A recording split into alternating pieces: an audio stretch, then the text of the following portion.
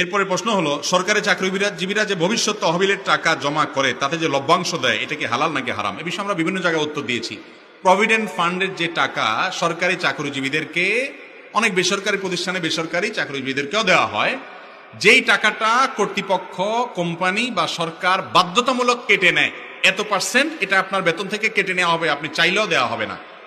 এরপরে আপনার চাকরিতে একটা সময় এটার সাথে আপনি যখন চাকরি ছাড়লেন বা প্রভিডেন্ট ফান্ডের টাকা তুললেন, তখন আপনি মূল টাকার সাথে অতিরিক্ত কিছু টাকা সহ যোগ করে দেয়া হয়, সেটা পান, এবং সেটাকে দেওয়ার সময় সরকার বলেই দেয় সুদ। কিন্তু মজার বিষয় হলো সেটা সুদ না। সেটা কি না?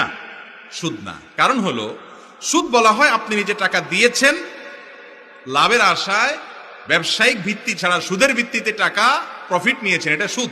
লোন দিয়ে অতিরিক্ত নিয়েছেন।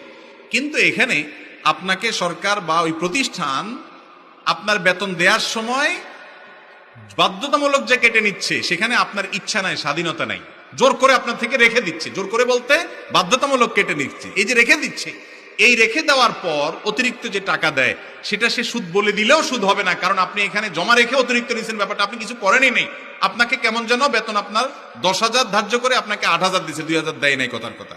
ওই 2,000 আপনি পানই নাই কেমন যেন, এখন দেওয়ার সময় সে বাড়াই দিচ্ছে। এটা